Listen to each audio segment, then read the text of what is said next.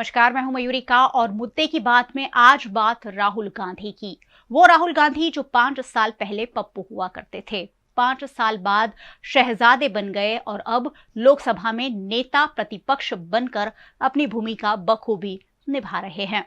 नेता प्रतिपक्ष तो वो बन ही गए हैं, चुनाव में करीब दुगनी सीट जीतने में कामयाब भी रहे हैं और सत्ता पक्ष के नेताओं की नींद उड़ाने में भी काफी हद तक सफल रहे हैं।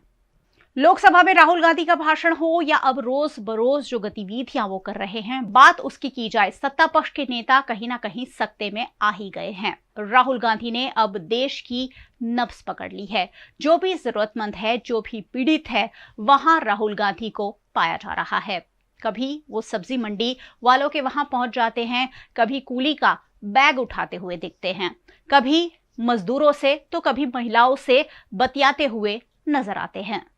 ऊपर से लोकसभा में उन्होंने ये खुला चैलेंज कर दिया है कि हम गुजरात में भारतीय जनता पार्टी को हराने जा रहे हैं। बस फिर क्या था, गुजरात की ओर उन्होंने रुख कर लिया और गुजरात में सूरत के तक्षशिला कांड से लेकर राजकोट के अग्निकांड के पीड़ितों तक उन्होंने मुलाकात की और ये विश्वास जताया कि कहीं ना कहीं कांग्रेस पार्टी उनके साथ खड़ी है। राहुल गांधी ने पीड़ितों से जो वादा किया है वो कितना सही साबित होता है, ये तो आने वाला वक्त ही तय कर पाएगा। लेकिन राहुल गांधी ने जो संवेदना की राजनीति अब शुरू की है, उस पर लगातार सवाल उठ रहे हैं। आज वे मणिपुर और असम के दौरे पर पहुंच गए। मणिपुर की हिंसा पिछले कई महीनों से सुर्खियों में बनी हुई है। वहीं असम में बाढ़ से लाखों लोग पीड़ित है। उन पीड़ितों से आज राहुल गांधी ने मुलाकात की और उनका दर्द साझा किया।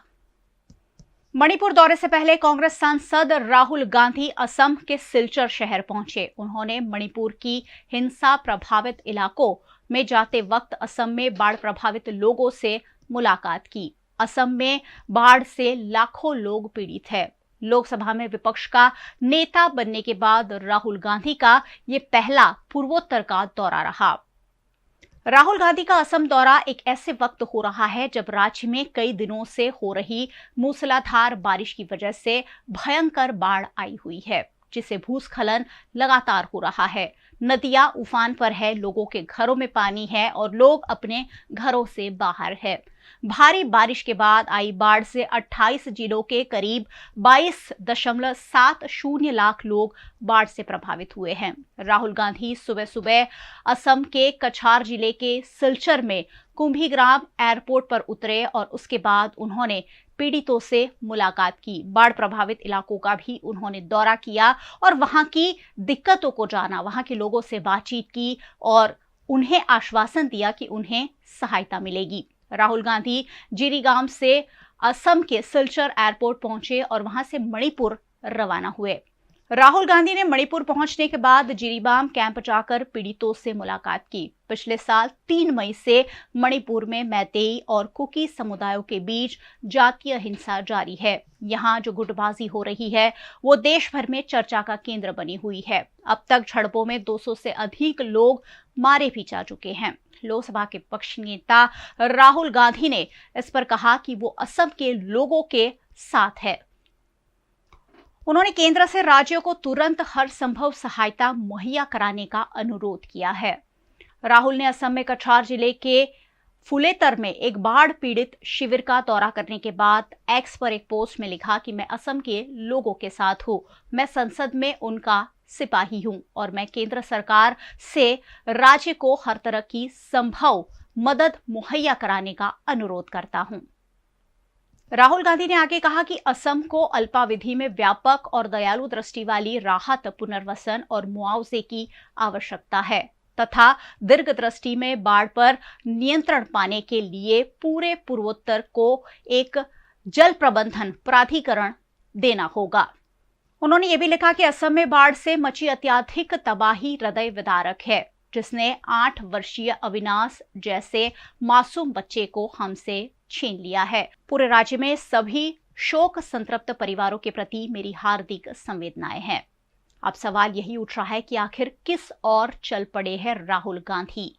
क्या राहुल गांधी को राजनीति में अब मजा आने लगा है? मुद्दे की बात आज यही है कि राहुल गांधी की राह आखिरकार किस ओर चल पड़ी है। या फिर राहुल गांधी जो भी कुछ कर रहे हैं, टारगेट सिर्फ प्रधानमंत्री नरेंद्र मोदी और भारतीय जनता पार्टी को सत्ता से बेदखल करने के लिए कर रहे हैं। वैसे कांग्रेस नेता राहुल गांधी अब तक तो यही बताते और समझाते रहे हैं कि उनको राजनीति, खासकर सत्ता की सियासत में बिल्कुल ही दिलचस्पी नहीं है, और अपनी बात के पक्ष में वो ऐसे संकेत देते रहे हैं जैसे राजनीति से परे उनको लगता है कि अभी बहुत कुछ करना बाकी है।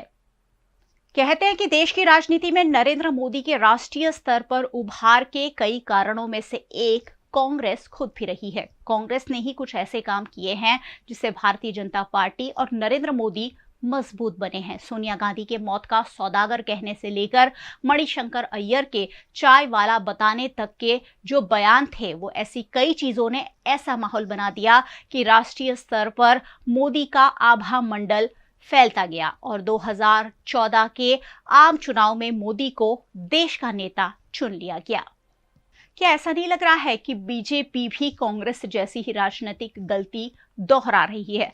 राहुल गांधी को इतना टारगेट किया जा रहा है कि लोगों पर उल्टा ही असर होने लगा है। कहीं ना कहीं राजनीति में राहुल गांधी का कद बढ़ाने में प्रधानमंत्री मोदी का बहुत बड़ा हाथ है। आखिर 10 साल के अंतर पर ये लोकसभा चुनाव 2024 के जो नतीजे आए हैं, क्या ये मिलते जुलते नहीं लग रहे हैं? सोचेगा जरूर। मुद्दे की बात में आज बस इतना ही कि आखिरकार राहुल गांधी को इतना इंपॉर्टेंस कैसे मिल रहा है? भारतीय जनता पार्टी और नरेंद्र मोदी कहीं बड़ी गलती करने तो नहीं जा रहे हैं? क्या आने वाले वक्त में राहुल गांधी को जिस तरह टारगेट किया गया है, वो भी प्रधानमंत्री नरेंद्र मोदी की तरह बड़े नेता के रूप में उभर कर सामने आ सकते हैं? आप रोज रात 8 बजे मेरे साथ मुद्दे की बात देखते हैं, जहां अलग अलग पहलुओं पर हम चर्चा करते हैं। खासकर सियासी गलियारों में जो चर्चाएं चल रही है, जो अटकलें लगाई जा रही है, वो मैं आप तक पहुंचाती हूं। यूट्यूब चैनल है वीएनएम टीवी का, जिसे आप देख रहे हैं। सब्सक्राइब कर लीजिए और बेल आइकन प्रेस कर दीजिए ताकि वीएनएम का हर अपडेट सबसे पहले आप तक पहुंच सके। फेसबुक पर देख रहे हैं, शेयर कर लीजिए। साथ ही ओटीटी प्लेटफॉर्म्स पर आप हमें देखते हैं डेली हंट, वोडाफोन टीवी, जियो टीवी और जियो टीवी फाइबर 498 नंबर के चैनल पर वीएनएम टीवी को 24 घंटे लगातार देखा जा सकता है। देखते रहिए वीएनएम, जुड़े रहिए वीएनएम के साथ। नमस्कार।